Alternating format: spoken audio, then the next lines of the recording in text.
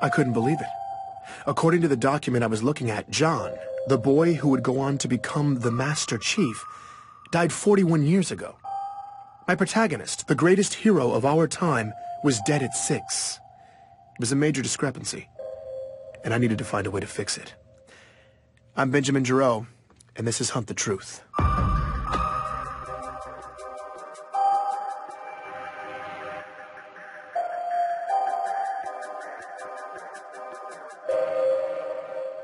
Continue to hold. If you ever happen to obtain sufficient clearance to call the Office of Naval Intelligence, you'll be on hold for at least an hour.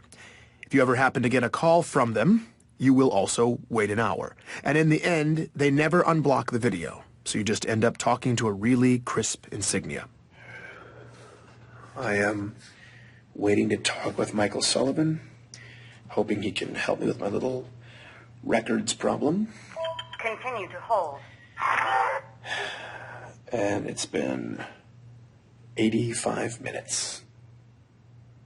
Michael Sullivan, also known as Sully, works for the ONI in public relations. If it seems odd to you that the most secretive agency in our government has a PR department, you're not alone. But that's not something I'd mention to them. Besides, Sully had hooked me up with the assignment in the first place. I was grateful for the opportunity. Office of Naval Intelligence. Public Relations. Ben. Hi, Sully. Hey, yeah, thanks for taking my call. Absolutely. How are the sources? Up until this point, I'd had no problems with the story. All my facts had been lining up nicely, but now I had an obscure document from the far reaches of the galaxy that listed John as deceased. This contradicted everything. I needed Sully to make it make sense, and thankfully, he did just that. Welcome to the outer colonies.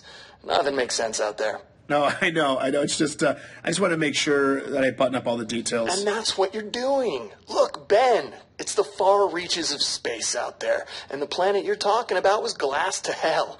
You know just as well as anybody that if there are any local records, they're a mess.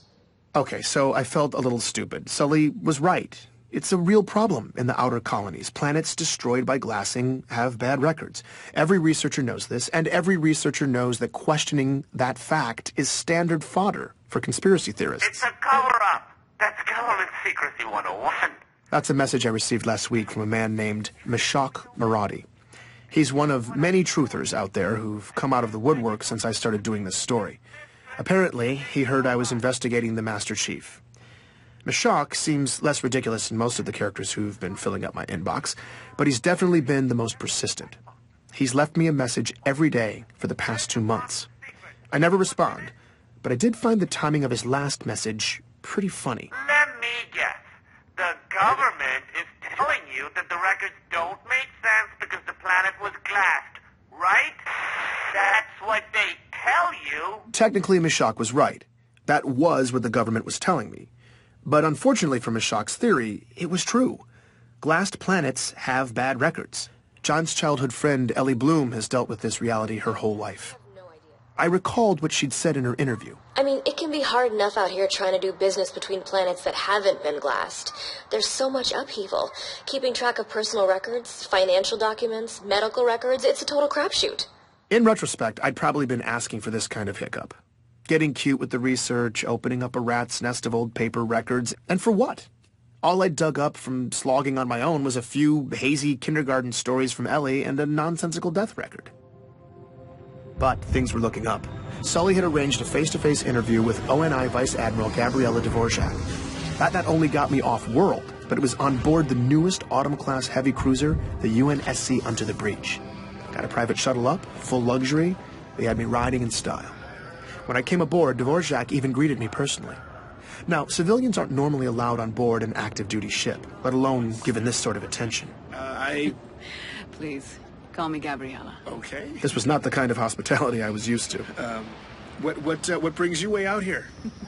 Work. She told me she was on a detachment and in the neighborhood. I guess I lucked out. The white glove treatment continued, too. Captain's mess, officers' quarters, the whole thing. By the time we finally got to her office for the interview, Dvorak could have said anything, and I'd have been thrilled. But she's the real deal, and she jumped right into it. It was that finally moment. After all the fighting was done, I was helping lead all the prisoners out of the containers. As a lieutenant in the UNSC, Gabriella not only took part in the ground operations that freed John and countless others from the rebel labor camps in Elysium City, but she remembered the 13-year-old as well. She described the liberation. When you saw them, what had been done to them, you realized who you'd been fighting to save. The aftermath of it, it was ugly. Everyone was streaming out into the daylight, squinting, limping, just gray and fragile and sickly. Their backs were hunched, all their eyes just staring at the ground. I mean, they looked dead. That's when she saw John. He was sticking out like a sore thumb. In the middle of all this just beaten humanity, there's this tall, young kid walking toward me, towering over the others, his shoulders back, his eyes forward, and when he passed me, he looked right at me. Looked in my eyes.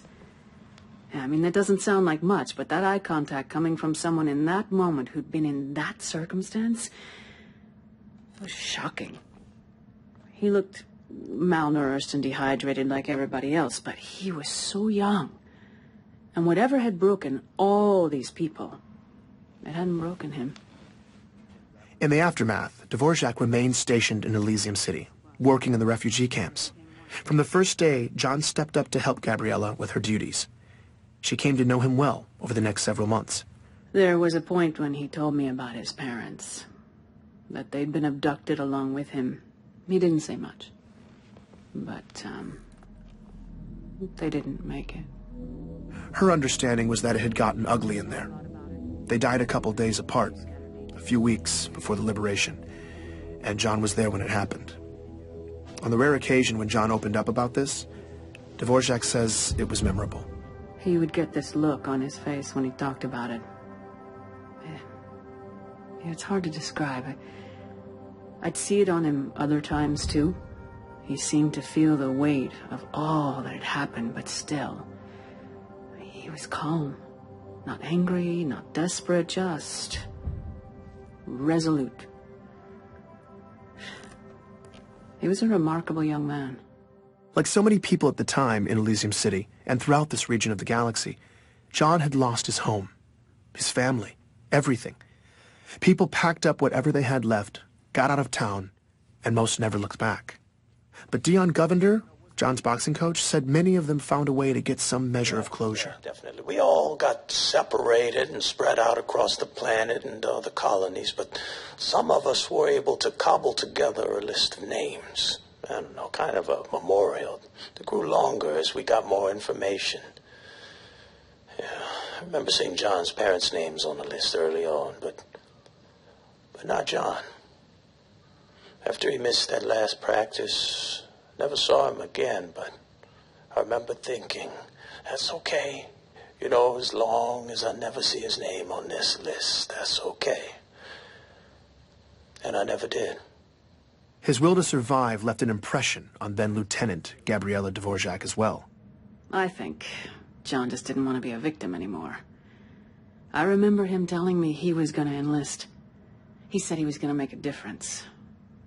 I've never been more sure of another person than I was of him when he said that. Out of the chaos of war, from the rubble, a young John was able to forge a purpose for himself. A purpose that would drive him to become the hero the galaxy would one day need him to be. This is the kind of turn in a story that gives me patriotic goosebumps. I was feeling genuinely moved on my trip back home. When I got there, though, Ellie Bloom was going to ruin all that for me. Hey, I just wanted to follow up with you about your story. I'm really confused. Okay, what's... Remember how I said I was going to tell my friend Katrina about it? Katrina was that other girl in John's neighborhood, the third wheel in Ellie's childhood stories of playing with John. Ellie had moved off planet in 2517, but Katrina had stayed. She said that John was dead. He died when he was 6. Wait, what? What? John was perfectly healthy, but then he just started wasting away. At first they thought maybe it was some autoimmune thing, and then they thought it was something else, and then something else, and then meanwhile he's getting all these tests, but the doctors couldn't figure it out at all, and his parents were panicking. It sounded horrible. Then John died. Just like that. I had no idea what to make of this. Ellie seemed convinced, though, so I got her to put me in touch with her friend Katrina. Katrina wouldn't let me record the interview, but this woman was adamant. I wanted to discount what she was saying, but she seemed to remember it so vividly, providing extensive detail, I couldn't ignore it. As far as this person was concerned, John was dead. Before I could even begin to wrap my head around that claim, though, here was the kicker from Katrina. John's parents were alive and well in Elysium City all the way up until Katrina left the planet in 2528. 4 years after their supposed death. She was wrong. She had to be thinking of someone else, or she was lying. Why would she lie, though? I had to admit she seemed pretty convincing, but it didn't make sense otherwise. I still thought I could fix the story, though. Make the pieces fit. Make it make sense. But what I didn't realize was that this crack was only the beginning, and the whole ugly mess was about to split open. Please join me for the next episode of Hunt the Truth.